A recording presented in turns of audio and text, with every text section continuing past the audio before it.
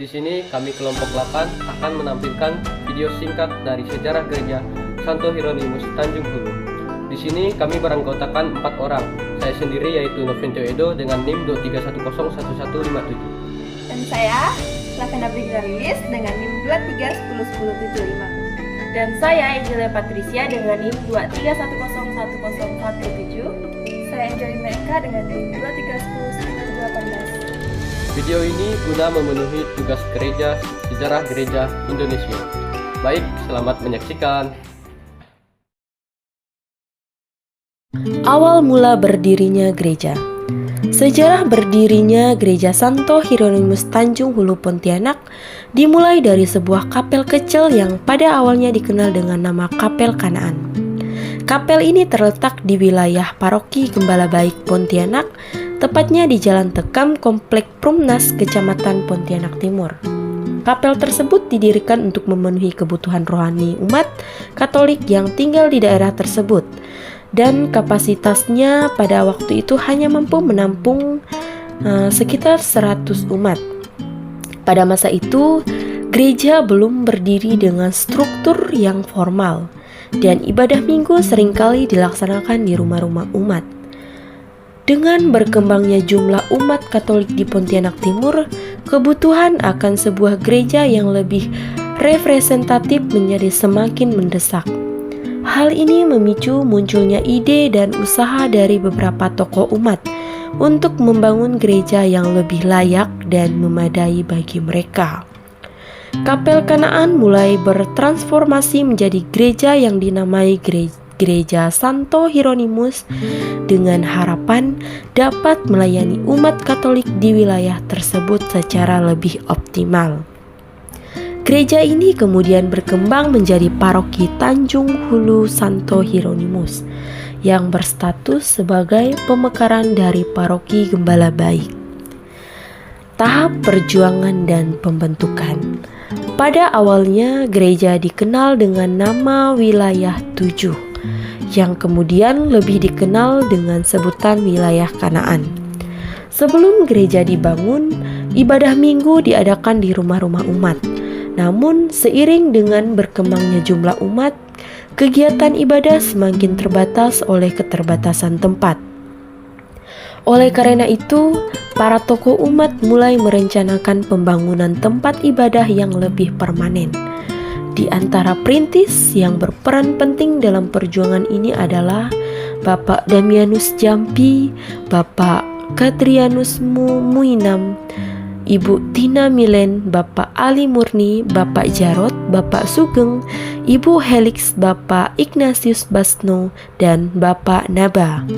Mereka adalah beberapa tokoh yang memulai usaha pembangunan gereja ini dengan penuh dedikasi. Meskipun pada waktu itu tantangan yang dihadapi sangat besar. Pada tahun 1985, umat Katolik di wilayah tersebut mendapat peluang yang sangat berharga ketika Menteri Perumahan Rakyat Bapak Kosmas Batubara meresmikan pembangunan Prumnas 3 Tanjung Hulu dan mengumumkan bahwa pemerintah menyediakan 3 bidang tanah untuk pembangunan tempat ibadah.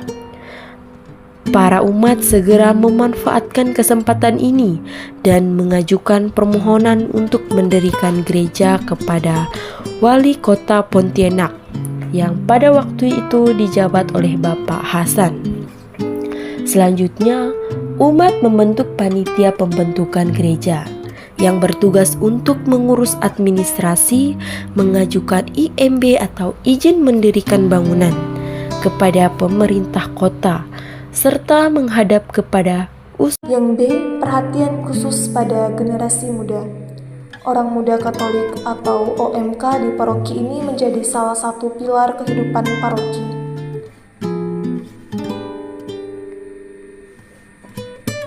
Bagian keempat, gereja sebagai perekat sosial di masyarakat multikultur. A. Dialog antar agama dan toleransi. Sebagai gereja yang berada di lingkungan multikultural dan multiagama, Gereja Santo Hieronymus aktif membangun hubungan baik dengan pemuka agama lain. Dalam perayaan Hari Besar Nasional, mereka turut serta menjaga keharmonisan antar umat beragama melalui forum lintas iman. Di sini ada dasar teologis, inisiatif lokal, kerjasama dengan organisasi, membangun jembatan pemahaman,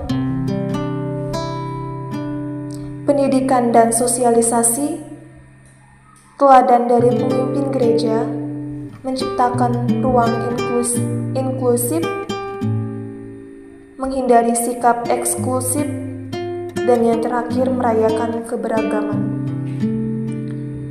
Yang B, keterlibatan dalam lingkungan sosial.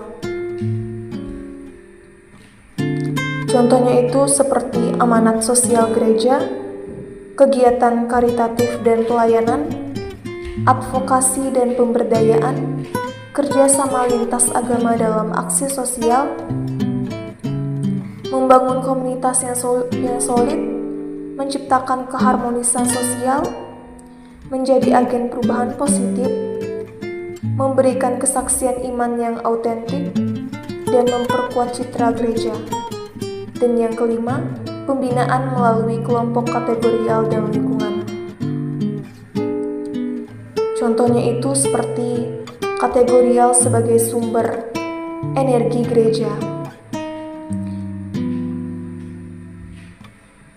lingkungan dan komunitas basis gerejawi, peran ketua lingkungan dan pengurus, sinergi antara kelompok kategorial dan lingkungan. Akhirnya, setelah proses panjang ini, pada bulan Oktober 1989, dilaksanakan penancapan tiang pertama sebagai simbol dimulainya pembangunan gereja.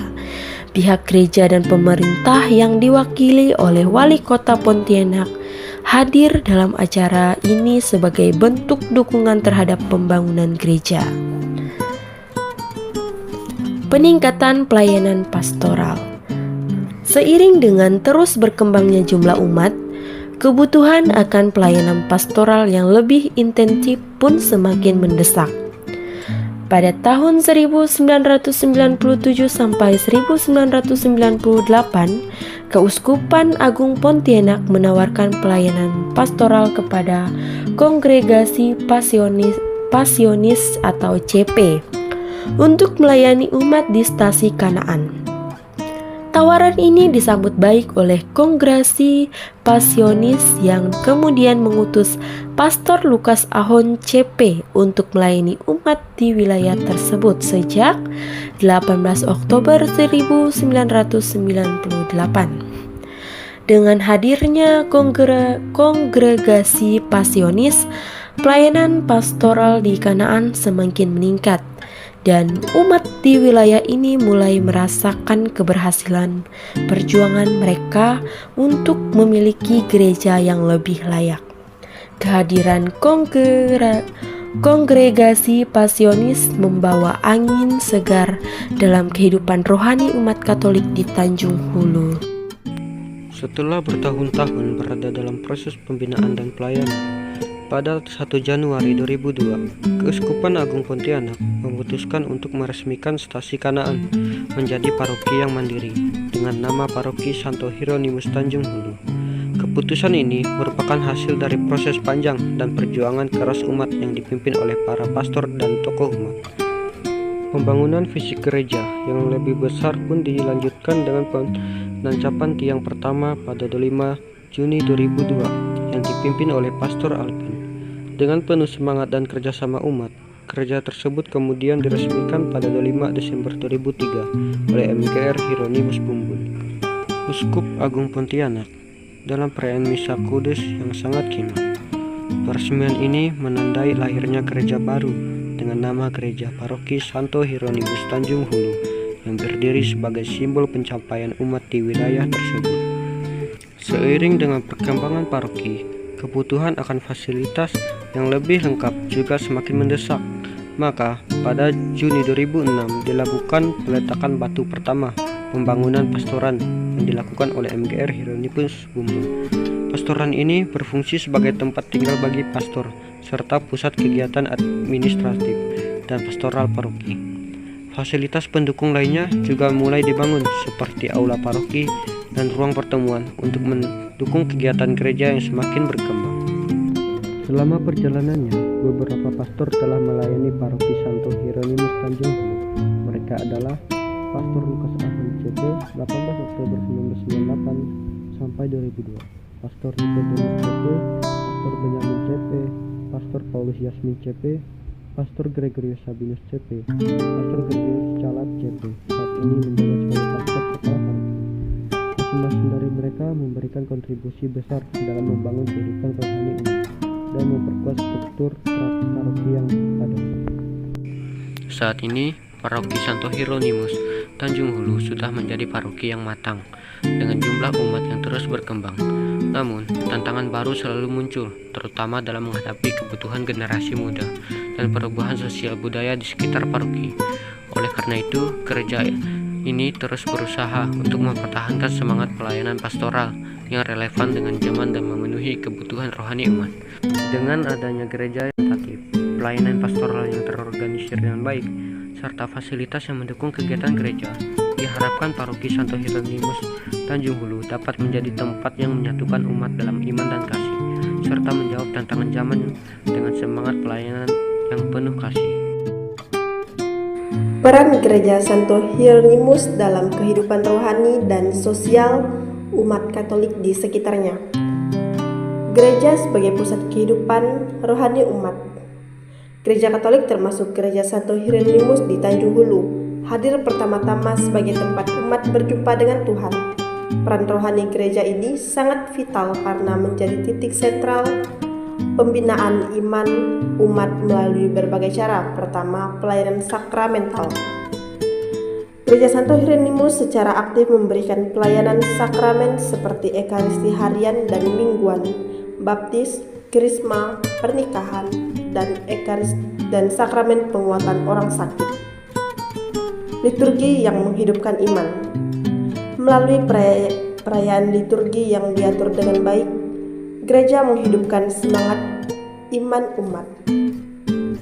Pembinaan iman dan katekese. Pembinaan iman tidak hanya berhenti pada anak-anak dan remaja, tetapi juga menjangkau dewasa dan lansia. Kegiatan katekese, pendalaman kitab suci, kursus persiapan sakramen, seperti komunitas kecil, yaitu lingkungan, membuat umat terus tumbuh dalam pengetahuan dan cinta akan iman Katolik. Retret dan rekoleksi. Kegiatan retret dan rekoleksi yang diselenggarakan secara rutin memberi waktu untuk refleksi dan membaharui batin umat. Gereja sebagai wadah pembinaan sosial umat.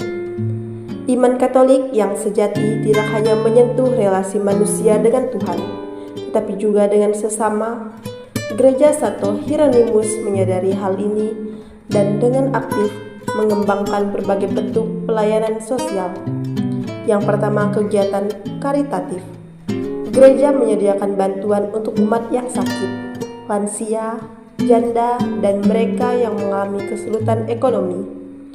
Contohnya seperti pembagian sembako secara rutin, misalnya pada hari raya atau bencana. Gereja menyelenggarakan pembagian paket sembako kepada keluarga yang kurang mampu, lansia, atau menyandang disabilitas di sekitar paroki. Pendidikan dan beasiswa. Paroki berperan dalam mendukung pendidikan anak-anak umat yang kurang mampu. Beasiswa pendidikan disalurkan setiap tahun kepada siswa yang berprestasi dan berasal dari keluarga prasejahtera. Pemberdayaan ekonomi umat. Melalui pelatihan keterampilan, seminar, wirausaha, dan koperasi kecil, gereja berupaya mendorong umat untuk lebih mandiri secara ekonomi, kesehatan, dan lingkungan. Gereja bekerja sama dengan tenaga medis Katolik